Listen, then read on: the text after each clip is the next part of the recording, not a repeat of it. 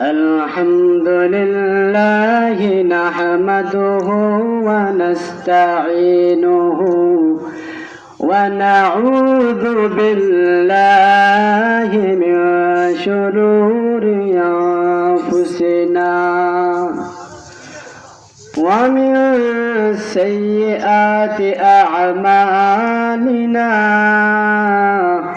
من يهده الله فلا مضل له ومن يضلله فلا هادي له ونشهد أن لا إله إلا الله وحده لا شريك له ونشهد أن سيدنا وسندنا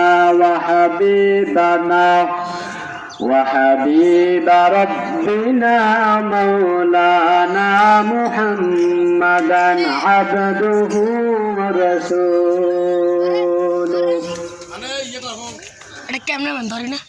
أما بعد فأعوذ بالله من الشيطان الرجيم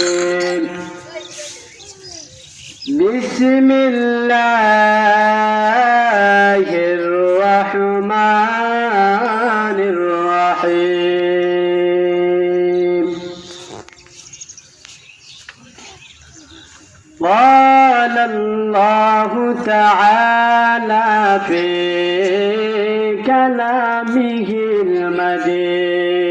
المجيد وآتوا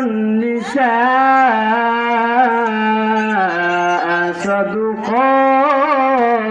صدقاتهن نحلة وإن طبن لكم عن شيء منه نفسا فكلوه هنيئا مريئا وقال تعالى في آية أخرى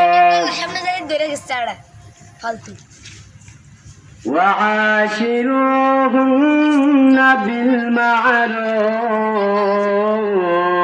بالمعروف وقال تعالى في آية أخرى وعلى المولود له رزقهن وكسوتهن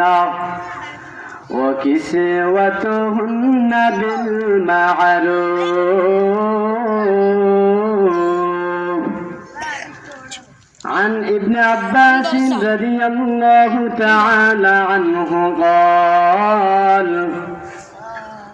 قال رسول الله صلى الله عليه وسلم كلكم راع وكلكم مسؤول عن رعيته وعن ابن عباس رضي الله تعالى عنه قال رسول الله صلى الله عليه وسلم خيركم لأهله وأنا خيركم لأهلي وقال النبي صلى الله عليه وسلم أكمل المؤمنين إيمانا أحسنهم خلقا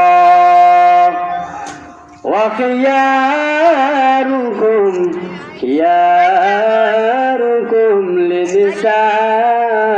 لنسائهم عنقا أو كما قال عليه الصلاة والسلام कौनन का मुख्तार खुदा तुमको बनाया कौनन का मुख्तार खुदा तुमको बनाया उम्मा की निगाहबान खुदा तुमको बनाया उम्मा की निगाहबान खुदा तुमको बनाया रुखसार से बरका का जरा पर्दा उठा दो रुखसार से बरका का जरा पर्दा उठा दो लिल्लाही मुझे हुस्न खुदा दादी दिखा दो लिल्लाही मुझे हुस्न खुदा दादी दिखा दो अब सुल्तान मदीना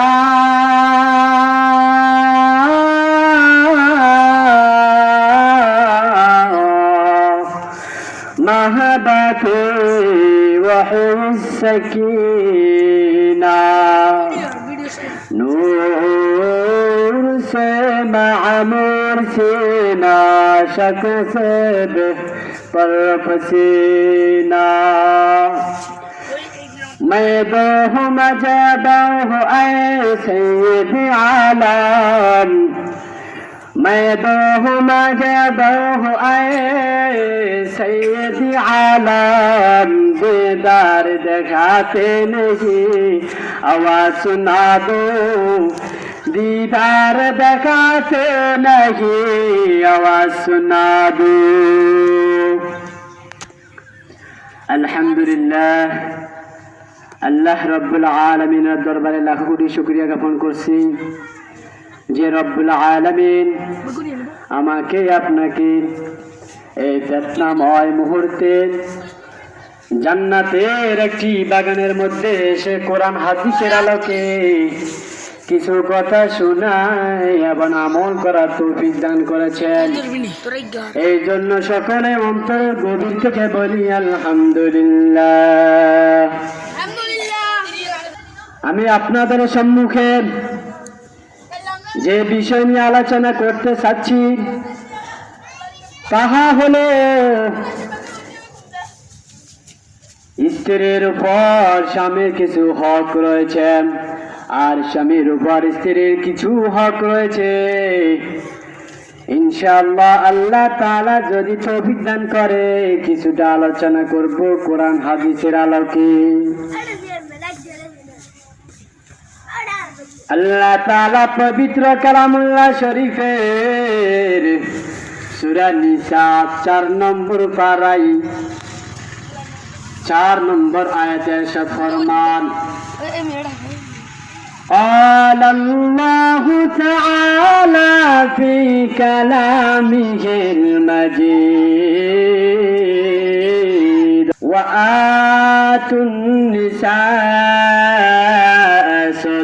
صدقاتهن نحلة وإن تبن لكم عن شيء منه نفسا فكلوه هنيئا مريئا আল্লাহ রব্বুল ইজ্জত কালামুল্লাহ শরীফে ইরশাদ ফরমান হে ঈমানদারেরা হে বিবাহিত পুরুষ ভাইরা তোমরা তোমাদের স্ত্রীদেরকে তাদের উপযুক্ত মোহর আনন্দ চিত্তে দিয়া দাও তাদের মোহরগুলিকে আনন্দ এবং খুশিতে দিয়ে দাও তার মধ্যে কোনো বাধা বিপত্তি করো না স্ত্রীর মোহর এমন একটা হক বিবাহের পর এটা দেওয়া স্বামীর উপর ওয়াজিব হয়ে যায় এটা অবশ্যই দিতে হবে এই মোহর দেওয়ার ক্ষেত্রে গড়িমসি করা যাবে না অলসতা করা যাবে না, অবহেলা করা যাবে না।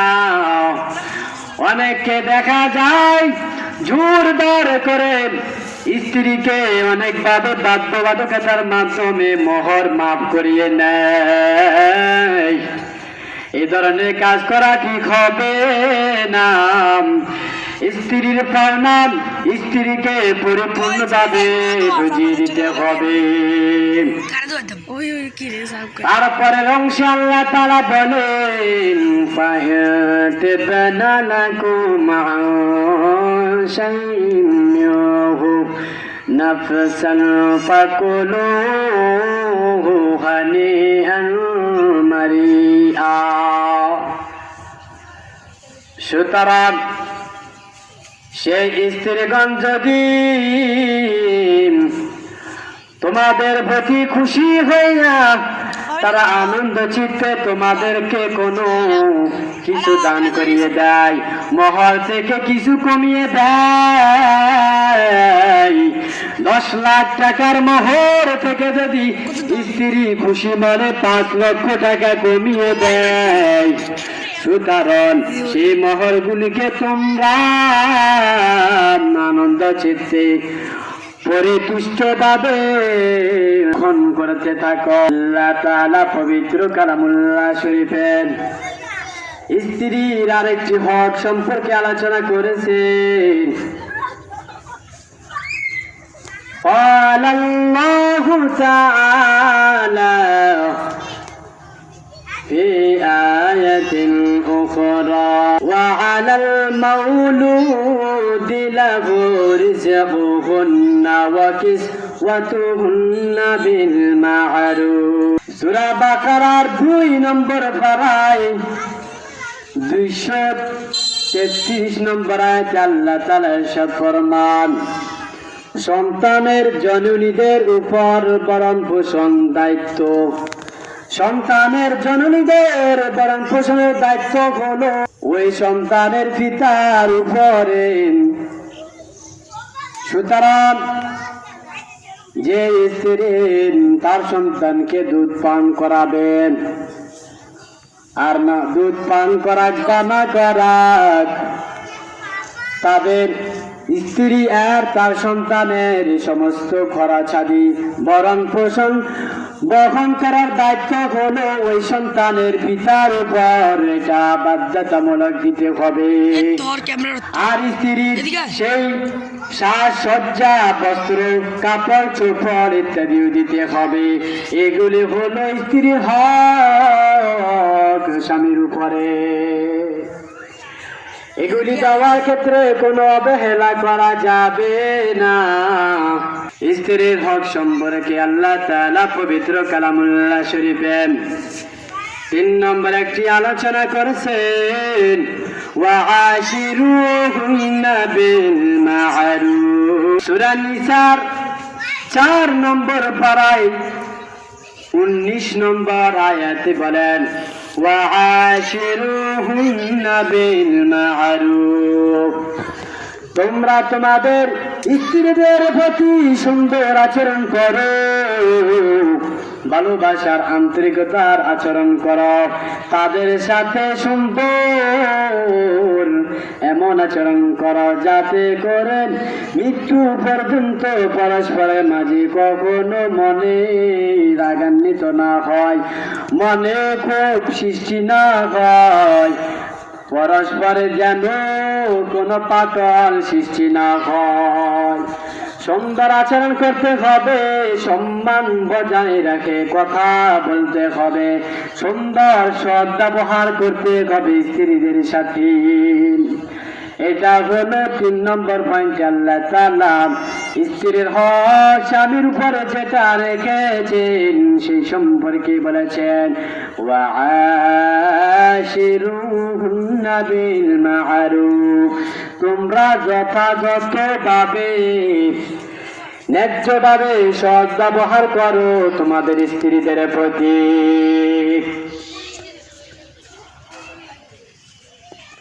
4 নম্বর স্ত্রীর একটি হক সম্পর্কে বলা হয়েছে সূরা বাকারার 2 নম্বর পারা 117 নম্বর আয়াতে আল্লাহ তাআলা ইরশাদ ফরমান, হুন্না লিবাসুল লাকুম ওয়া আনতুম লিবাসুল লাহুন্না।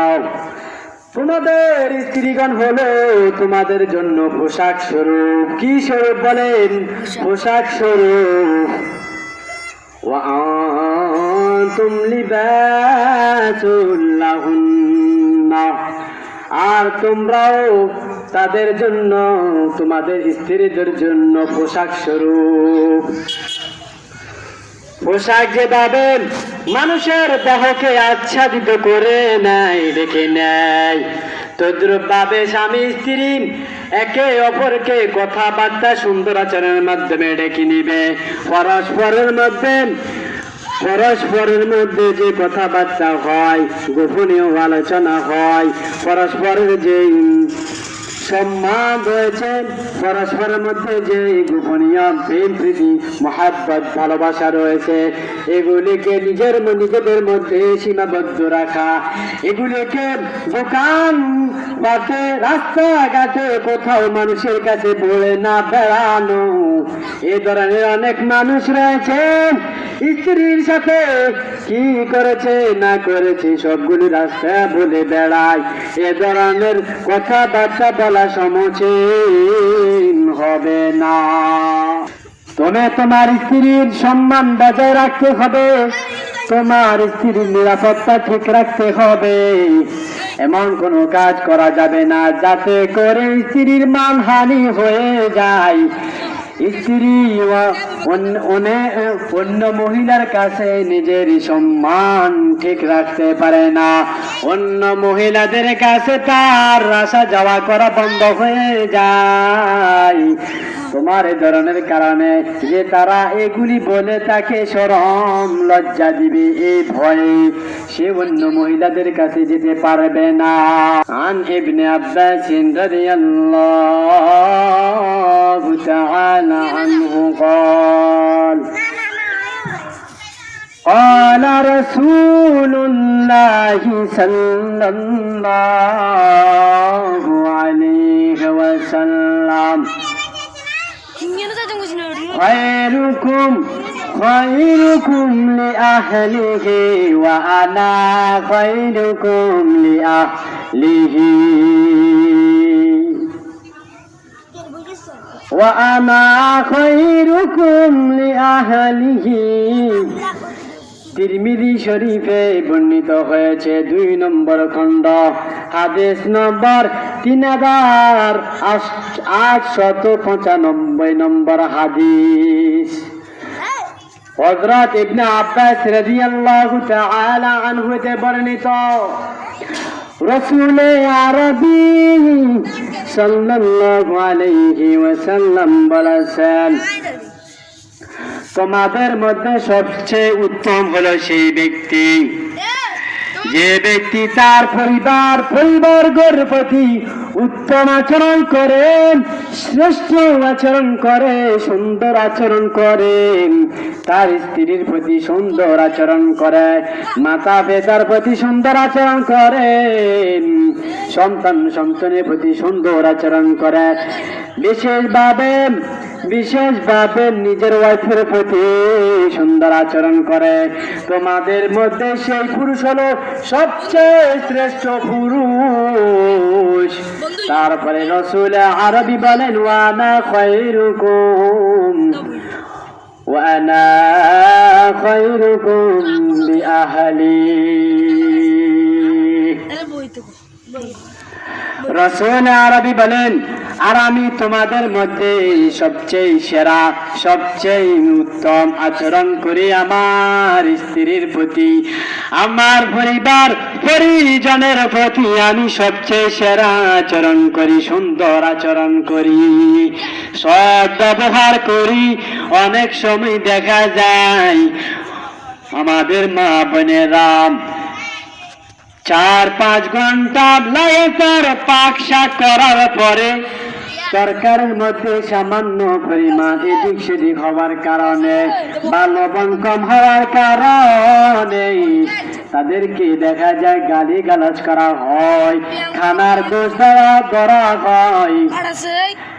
তাদেরকে অনেক জায়গায় দেখা যায় তাদেরকে প্রহার করা হয়, তাদেরকে মারা হয়, তাদেরকে অনেক জায়গায় দেখা যায় রান্না বান্না সামান্য এদিক সেদিক হওয়ার কারণে তালাক দিয়ে দেয় স্বামীগণ।